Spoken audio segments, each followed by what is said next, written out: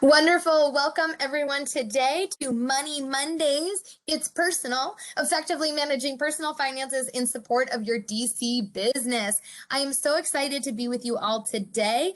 A reminder, this is being recorded, so you will be able to watch this as well as get all of the presentations we'll be using today. If you do not want your video to show up on the recording, it will mostly be those of us speaking and the presentation, but feel free to turn off your video. In the other, so we're going to dive in. Thank you all for being here.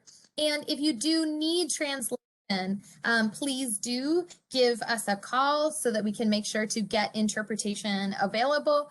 This is true both for this presentation as well as for any other information you find from the DSLBD website.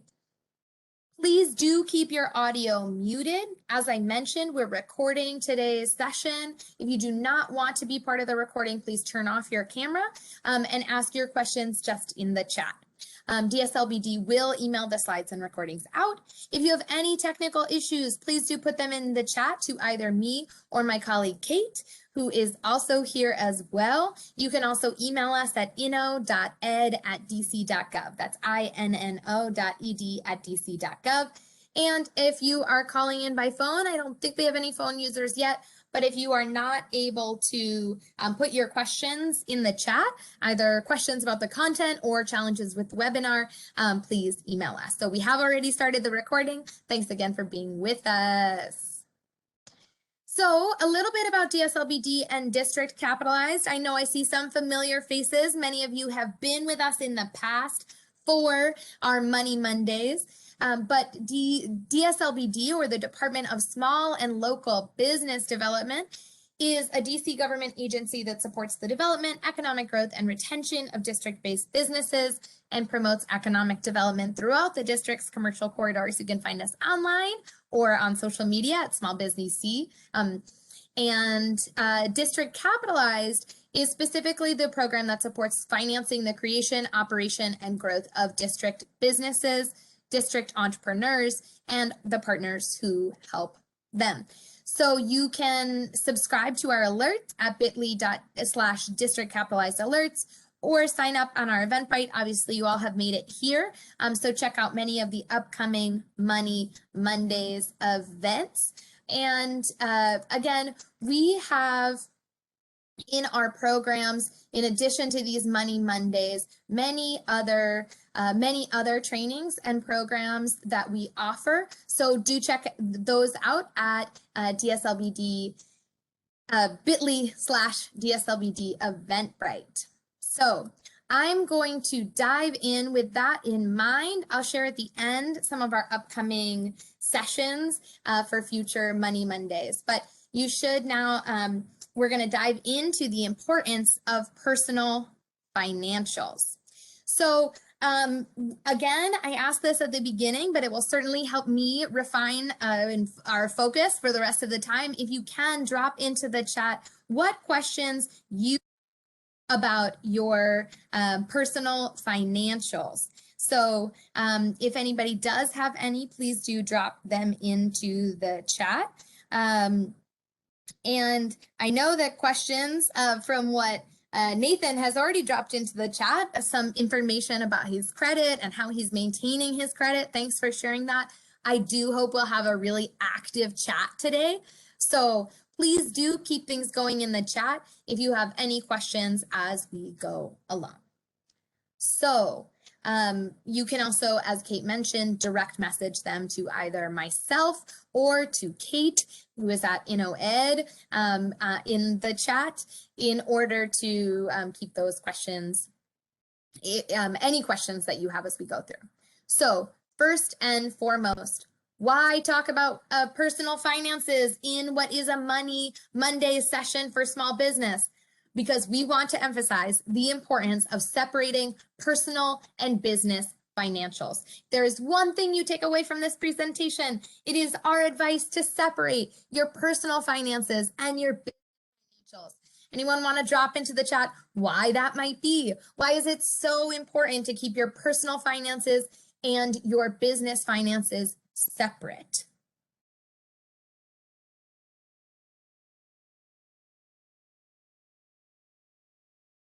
I'm going to give you a moment to think about it and drop your thoughts into the chat. Again, thanks to some folks who are joining us. We are diving right in, and feel free to drop an intro into the chat as well.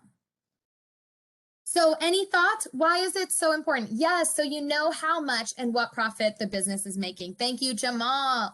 It is so important to keep your personal and business financials separate so that you can actually track what money your business is making, what profit it is making, and whether you as an individual business owner are subsidizing your business. If you are fusing your personal and business financials together, you cannot tell what kind of profit your business is making, nor can you tell the extent to which you are, as an individual, benefiting from your business or subsidizing the operations of your business. So once you are able to separate them, you are actually able to really tell the financial health of your business. Why else is it important to separate your personal and business financials?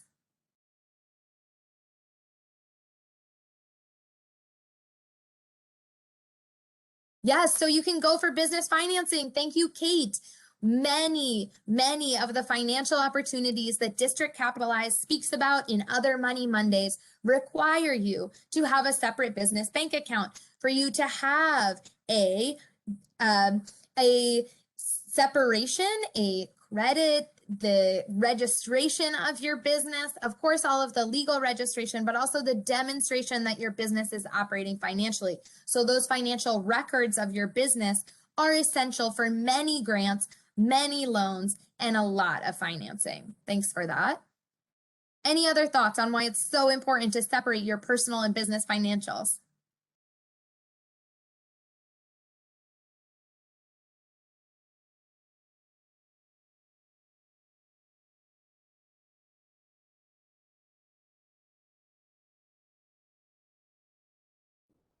There's one key last thing. Yes, it is so important if you have business partners or employees. You are a sole proprietorship. The pieces I have emphasized thus far are most important so that you can know the real health of your business, so that you can tell whether you individually are subsidizing the business. It is extra important if you have business partners or employees for your personal finances to be very separate from your business finances, because your partners and employees also need you to be accountable, and to be accountable to you for how it is spending. There's another piece embedded in what Kate just shared about if you have business partners and employees who are spending down from your accounts, if it is attached to your personal finances, your business partners, your employees could be spending down from your personal finances. It is a very messy situation, and tied in with that is the liability associated with that. If anything happens and your business owes a creditor, if your business owes or needs to, or is, I hope this never happens to any of you, but something happens and your business is being sued, having your personal and business financials separate, and having them as separate entities can be incredibly important. Yes, as Nathan pointed out, your business is a separate entity if you are not a sole proprietor. Yes, so this depends a bit on your structure. But no matter what your structure, whether you are a sole proprietor or whether you are running an LLC, a corporation, it is essential for you to separate your personal and business financials. Thank you all for those thoughts. So that is why we're talking about personal finances today. We will not be talking about your business financials, because luckily lots of the other district capitalized sessions will emphasize that. So one of the other really important questions of why we're talking about personal financials today is this key question: what is the salary that you need from your new business or your established business to support yourself and your family? Whatever that looks like, whatever you and your family look like, what is the salary that you need to be able to generate either, and what are you expecting from your business to be able to generate for you? And so as we go through today in thinking about your personal finances, in creating a personal budget, it is going to tie back to this question of what are you expecting from your business in terms of being able to support you. So this, whatever the answer is, whatever is the salary that you need to be able to meet your needs, to get to that answer, you need a budget.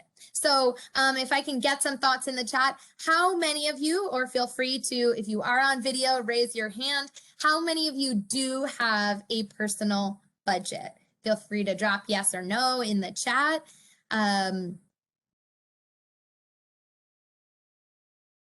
Great, we've got a few. If you don't, no worries. That's a lot of what we're going to be talking about today. So it is really important to think through that budget of what you need so that you can then answer that last question of what does your business need to be generating in order to be supporting you.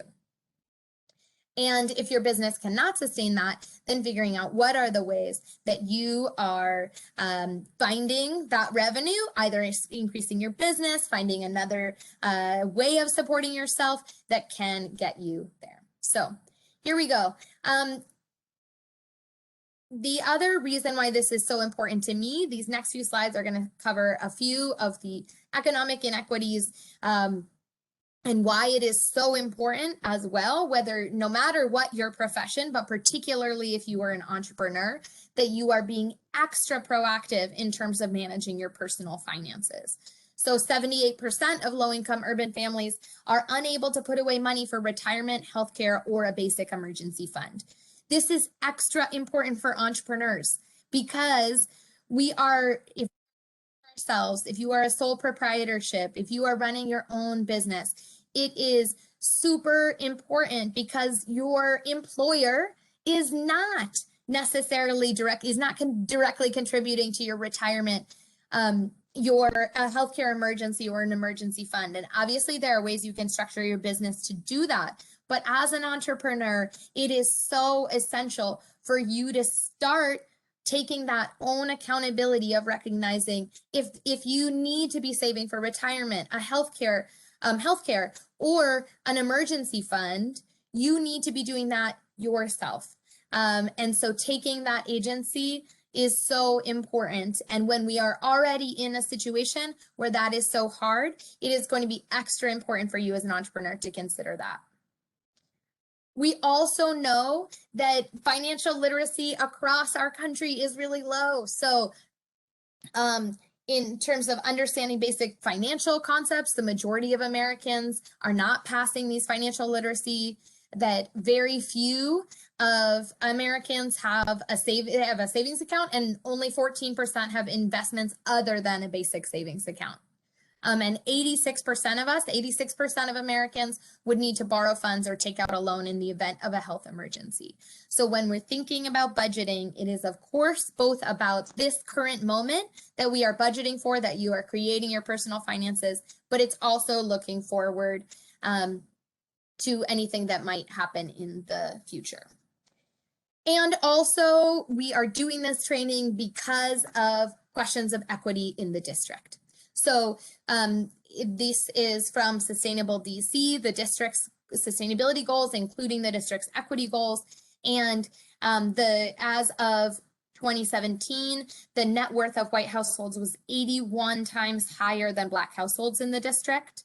And this, when we're looking at how we can use entrepreneurship and business to be empowering our communities financially, we also need to be looking at how we are doing that for each and every one of your families.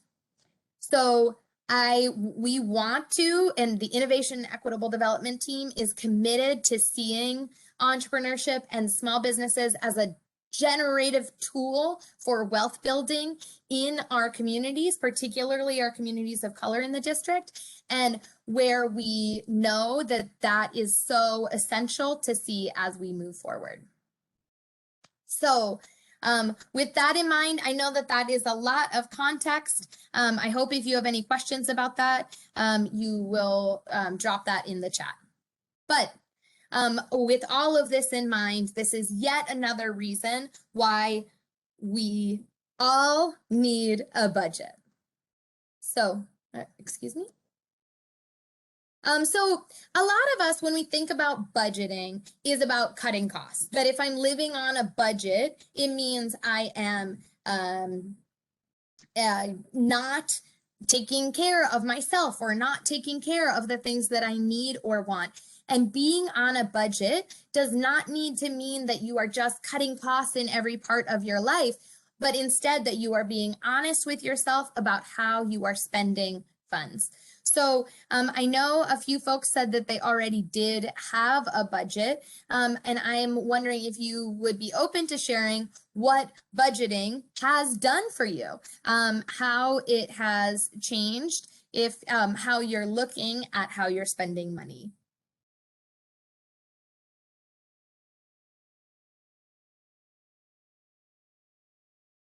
You want me to put it in the chat or I can speak? Well, go ahead, Nathan. Well, I found out that I can budget my money, save a lot of money once I look at my expenses and I sacrifice. Meaning that I cut away all those useless spending habits. You know, like if I smoke cigarettes, I stop smoking because it's very expensive. Other things that, you know, like party life, stop spending money wastefully, and also set aside a weekly amount every week. So if I'm bringing home a nice paycheck, I try to at least put aside half of that into savings, at least half, and then the rest of it might be a few hundred that I have to live off of. So once you make that a habit, then it becomes a part of it automatically every time you get your money. So it's not a thing where as though it's difficult. Once you make it a habit, you know, it's like natural to you. You just do it automatically. I think that's such a great example, Nathan, that when you actually start to look at how you're spending money, you're able to prioritize. So what I heard, as much as you may have enjoyed smoking, as much as you may have enjoyed those parties, they became less of a priority when you realize that money could be going other places, could be going towards your business, could be going towards your retirement, could be going towards an emergency fund. So having that priority of what you're working towards is an essential part of managing your personal finances. So that if you are saving, if you are, as you said, Nathan, making a sacrifice, if you are making a choice, that you know what you are choosing for and not just what you're choosing against. Because it can be really hard to cut down on just the examples you gave, Nathan, of cigarettes or of parties, if there's nothing that it's for. Then it just feels sad and that you're just cutting the things you love. If instead you know that you are working towards a goal, if you are working towards where you want to be going, it is much more powerful, and it also enables you to be then making those choices in many different parts of your life. So thanks for that. And Kate shared, budgeting helps me find better deals because I'm being conscious of the cost, but I'm more interested in value for money. So another great example, when we're able to run this budget, you're able to then think about, okay, yes, I am conscious of my costs. I know that I have, as Nathan said, put aside some money every month for me, for travel, for beauty, whatever it may be that you're putting aside that money for every month, that you're then able to make those choices of how you're going to spend it and being conscious of the value. It also can help you shine a light on what are the pieces that I know that I'm going to need at certain times of year, the being prepared for those expenses. As soon as we're starting to pay attention to what we're spending, we're actually able to see more of those patterns emerge and starting to make those better choices. Anybody else have anything they want to share from your experience keeping a budget or keeping track of your spending?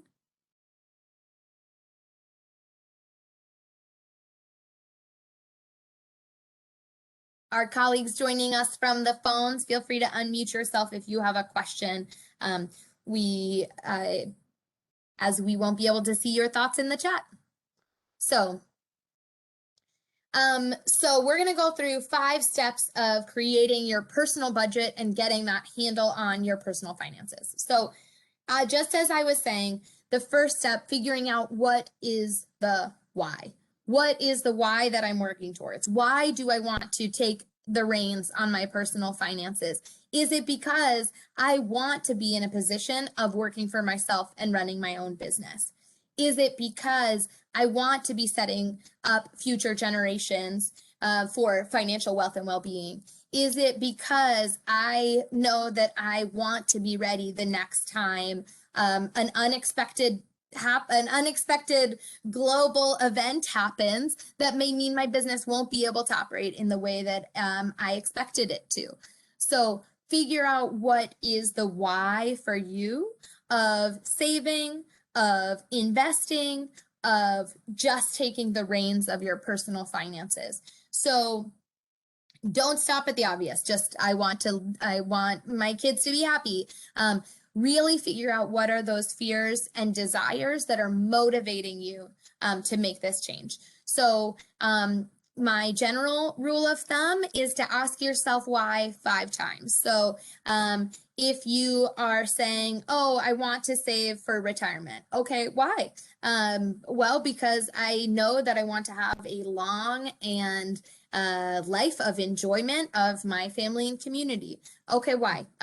Because I love those people. Really pushing yourself to figure out what are the pieces of these desires that are most motivating to you. Because in all of this, and it is staying motivated, and as Nathan shared, staying disciplined in this requires really knowing what's driving you. So find your why and write it down. If you need to write it and put it on your computer monitor, if you need to put it on your door, if you need to put it on the back of your phone, I shared in the prior class that I put a sticky note, a label on my credit card that had my why on it. And so, as well as some questions that I would ask myself anytime I was making a purchase with that credit card. So, is this something I really need? Where will it live? If it's a physical product, do I even have space for this thing? And is there a way that I can do without this? And does this align with what my why was at that moment?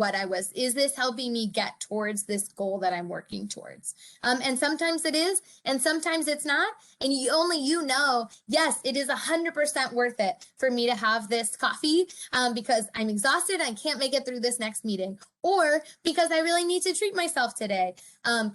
And it can help to know, okay, do I need that, or do I want this other thing that I'm working towards more than a $5 coffee? And so really being able to have those questions top of mind. So feel free to drop in the chat. These are very personal, but feel free to drop in some of your whys into the chat.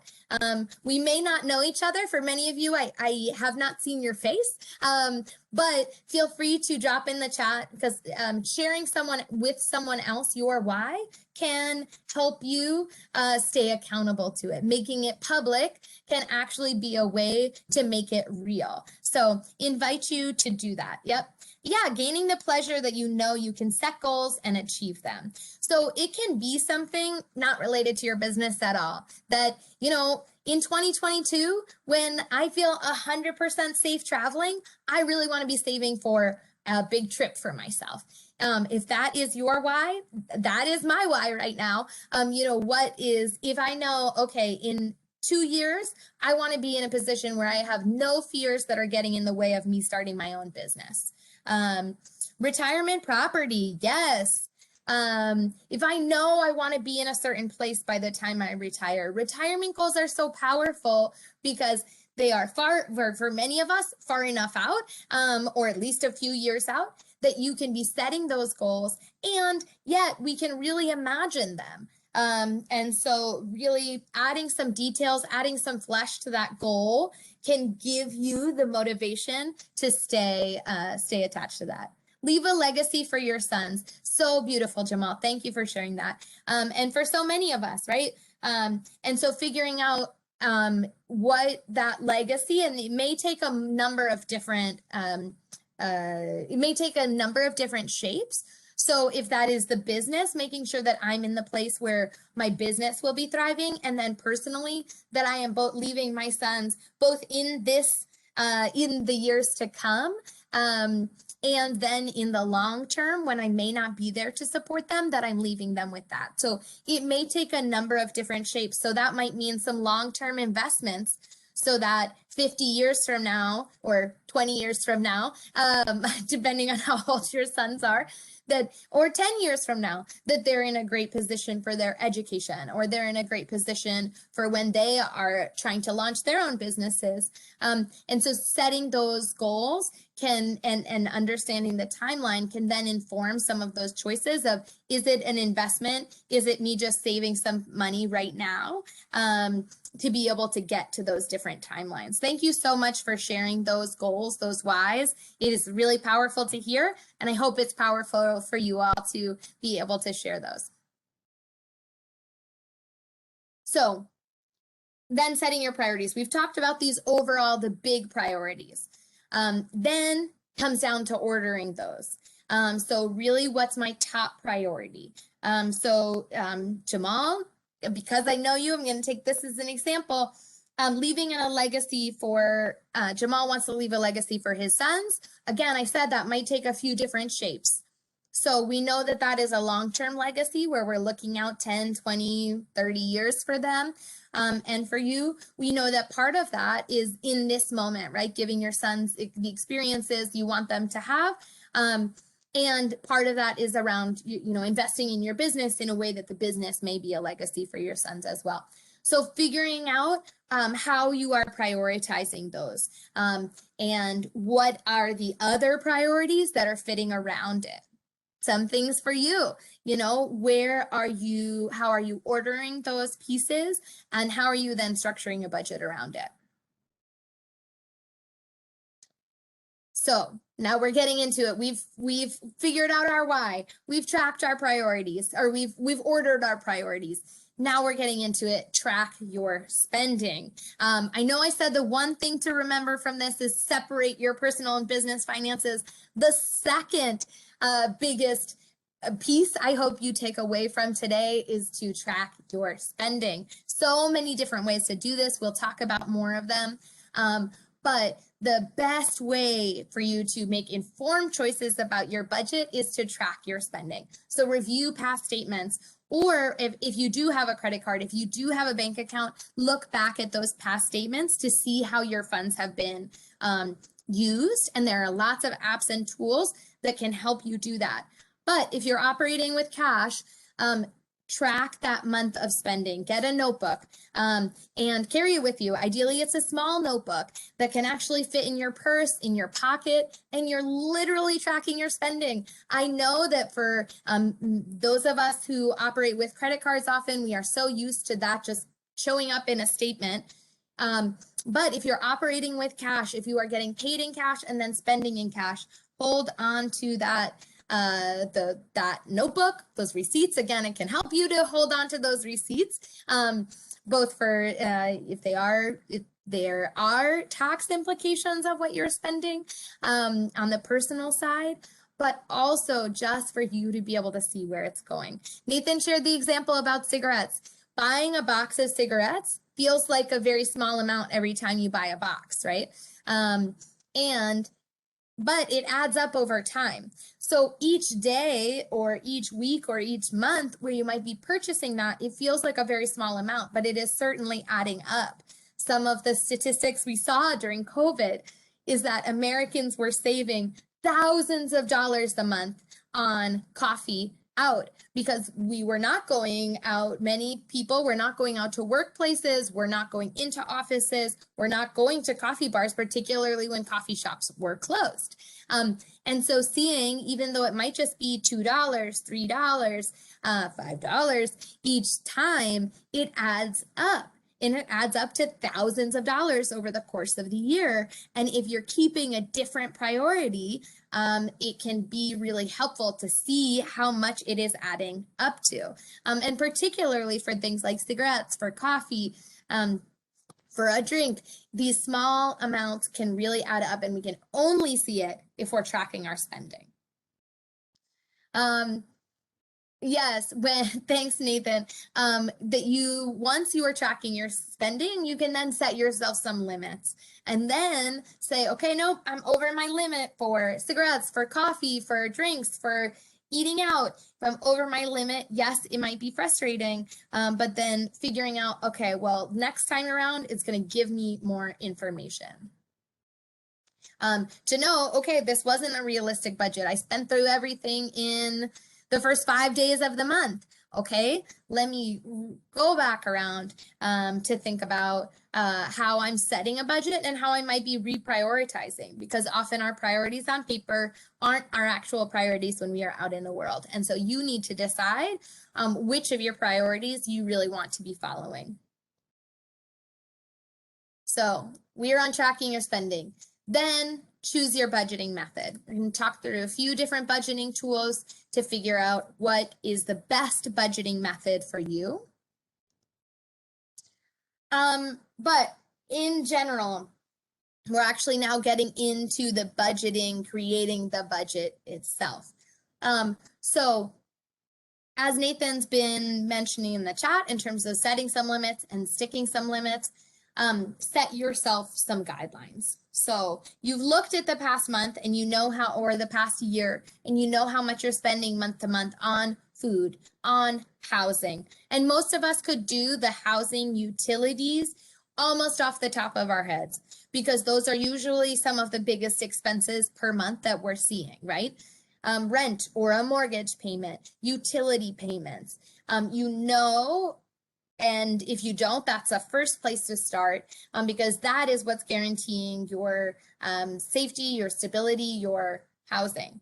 And then setting yourself some guidelines. Okay, I've got that. Yes, Nathan pointed out, there's certainly ways to change that to save on your energy bills.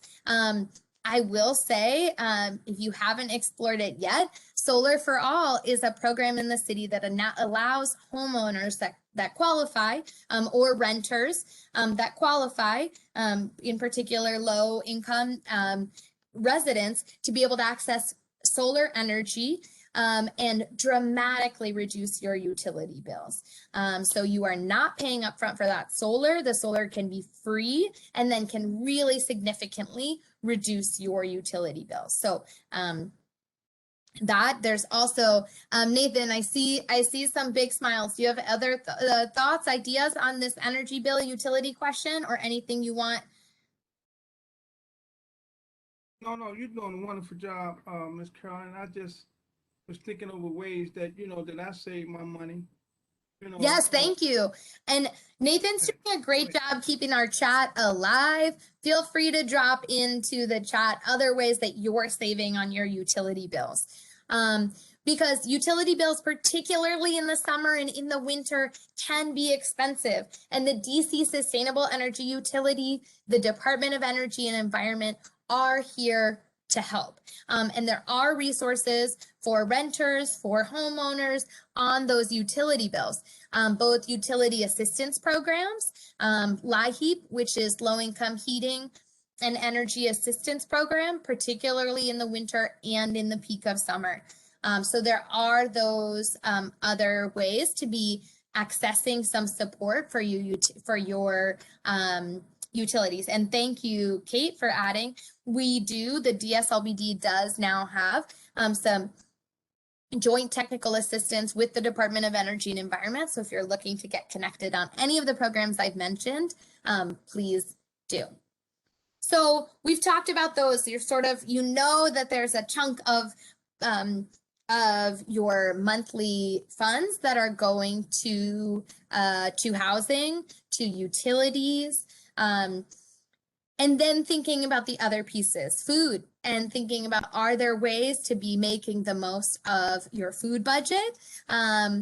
and thinking about what is realistic for you to set aside. One of the reasons I've become as good a cook as I am, not to toot my own chef horn, is because I realized it was less expensive for me to cook for 6 friends than it was for me to go to dinner and just pay for my own share of that meal. And so thinking about what are those other ways that you can still be, my why is that I want to connect with other people. The how might be that I'm connecting by cooking for people, that I'm inviting people to a potluck in the park. I'm still getting that why achieved, but the how is a little bit different. So the other parts of budgeting, we've set those guidelines. We've added up your income. So if that's coming from your own business or that's coming from a job, from multiple jobs, look at how much money you're earning. Look at then the difference. What's the difference between the guidelines you want, the expenses you want to be spending every month, and your salary? If it's positive, if your salary is more than your expenses, then great. What are you saving for and how are you making those savings? If it's not, if your expenses are more than your budget, then where are you tracking? Where are you trimming? And where are you targeting? So once you have a budget in place, even if it's not quite adding up yet, use those next couple months to be tracking your actual income and your actual expenses. Once you're looking at it, you may realize there's some things you can trim, unnecessary expenses. You may realize that having those numbers are giving you, as an entrepreneur, more targets to hit. Once you know your expenses are $10,000 a month, you know you need to be hitting that with your business. And again, there's always this process of reevaluation. So once you're looking at these numbers, how they're adding up, reevaluating. Okay, I'm not going to be able to travel 12 times a year. I'm going to be able to travel once a year. And yeah, to Nathan's point, there are some incredible ways to be, and I know that the storage in what food you can store in your home is also dependent on the size of your space, but it is true that there's lots of ways to be buying in bulk, eating at home. I'd love if folks have other tips to share, feel free to drop them in there. But the big thing that I want to reiterate is just this process of iteration. We talk about this in entrepreneurship, but create your budget, set those guidelines for yourself, set your guidelines for income, and then look at how you're doing month to month on reaching those, on actually meeting those. So on the right side here, you'll see average American spending habits. Again, a bulk on housing. Transportation. Oh, I've been in COVID land for so long, I forgot about transportation. So thinking about what are the modes of transportation, that's certainly one where, you know, an Uber here and a Lyft there can be very small amounts each time, but really add up. So thinking about, are there other modes of transportation?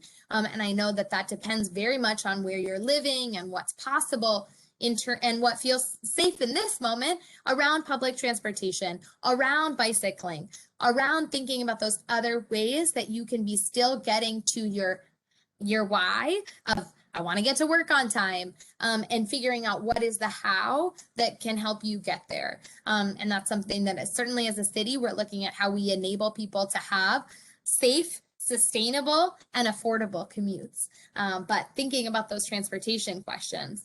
And then, of course, looking at these other parts of the spending habit, you will want to think about your budget for at least these 6 areas where you're looking at housing and utilities, like we talked about, that you're considering transportation, that you're accounting for food and groceries, that you're accounting for healthcare, and that you're accounting for entertainment, that you're accounting for those parts of your life that bring you joy. So some of the software that I wanted to mention and flag. One, Mint, that is free software that links to your bank accounts, that enables tracking, budgeting, seeing how you're doing in comparison to your budget. Clarity Money, can help you, it does monthly tracking as well, and it can find subscriptions. So any subscription that is constantly deducting from your account, maybe you signed up for a video streaming service that you thought you had canceled that subscription, but it's still been subtracting from your monthly account. Clarity Money can particularly help with that. Capital with a Q is a software that and a website that enables you to create some more saving rules for your budget. So where you're actually anytime you spend money on coffee, it's automatically sending some amount that you set to a particular account that is your savings account or an account that you're deeming for savings. And I say that because savings accounts typically offer higher interest rates than checking accounts. And some savings accounts will have monthly or daily minimums. If you're not in a position where you can meet that, you can still set up a checking account and set it as your savings account. So whatever it is for you, that you can create a savings an account that is specifically for your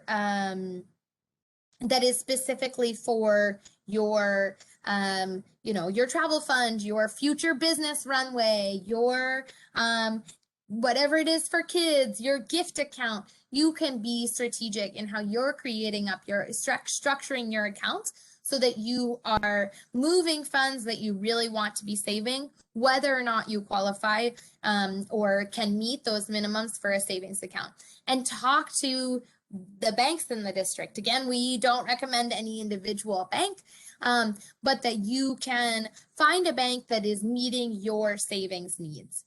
You Need a Budget is actually the name of a website on Digit, are paid tools that do some of the same things with different features. So I wanted to emphasize Mint, Clarity Money, and Capital because they are free. I'm going to double check now that Clarity is Marcus, but do take a look at what is the right tool for you. And it doesn't need to be one of these websites. If you don't want to share information, or if you're doing a lot of transactions in cash, your budget may be, like I said, the tiny notebook that fits in your pocket. Your budget may be a spreadsheet that you're using each month to look at how much you're spending. A budget doesn't need to have fancy graphs. A budget just needs to be able to keep you on track of, again, doing those pieces of tracking, trimming, and the other T, targeting. So tracking, trimming, and then figuring out what is the target that I'm working towards, both on reducing my costs and increasing my income, if that is your target. So the last step, we have identified our why. We've looked through our priorities. We've tracked our spending. We figured out what is the right budgeting tool or budgeting method for me.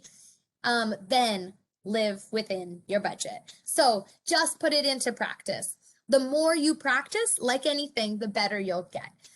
So try to stay within those targets you're setting yourself, and then reassess if you're not, but making sure that you are doing your best. And as Nathan said, really disciplined, holding yourself accountable to the budget you've set, so that you are putting into practice the goals that you set for yourself, and making sure that you are living in line with the priorities and values that you set when you're doing this assessment. Then update. It is good to give yourself a few months to try your budget. So don't just do it 1 month and say, oh, this is impossible. I'm never going to be able to make enough. I'm never going to be able to reduce enough. Really give yourself a few months to see how you're doing on your budget. And then at least annually, be reassessing your budget. I'd encourage quarterly. I like to do it with the seasons to see, looking at your budget to make sure that you are making the most and that you are budgeting in the way that is right for you. So A few other budget tips before I open it up for questions from everybody, although I hope feel free to put your questions in the chat.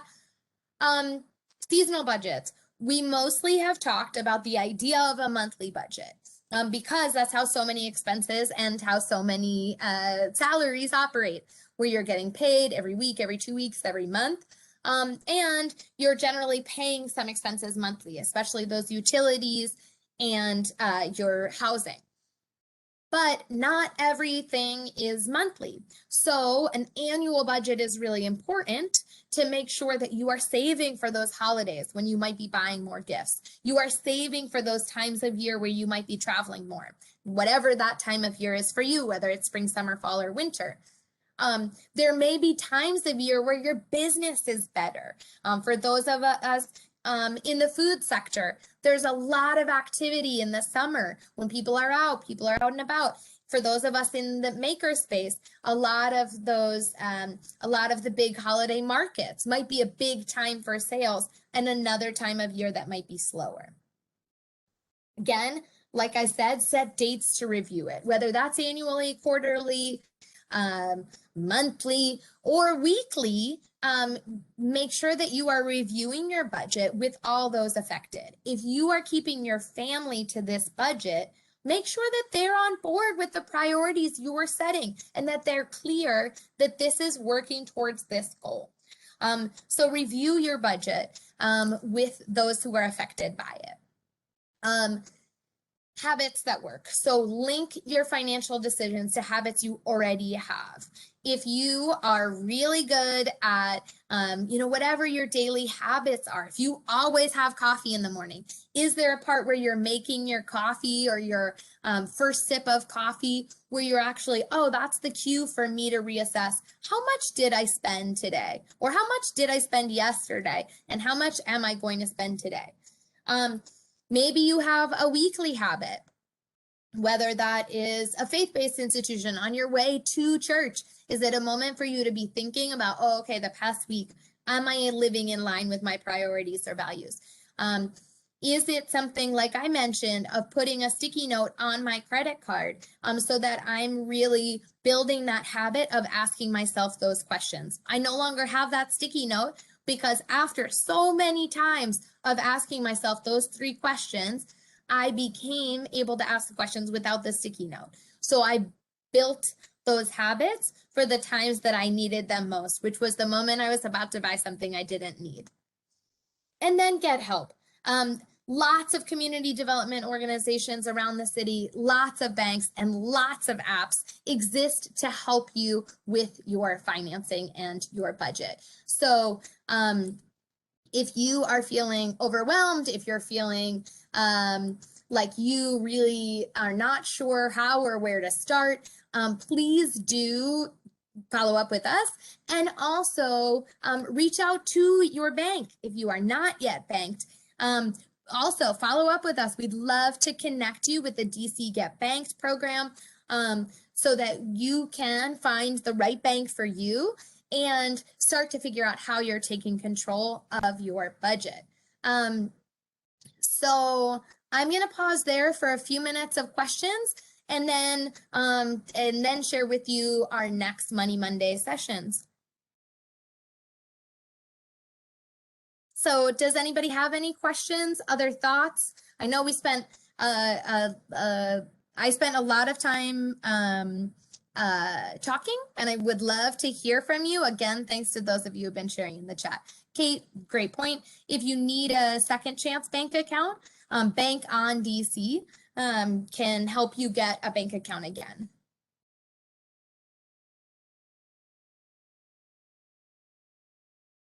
Any other questions? I'm going to invite our calling users to unmute themselves if you have a question you'd like to ask.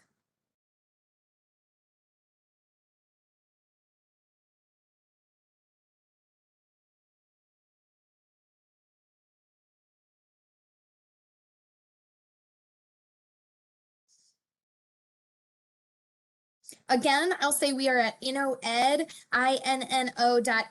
at dc.gov. So if you had any questions that you are not comfortable sharing in front of the whole group, please do send us a note at inno.ed@dc.gov.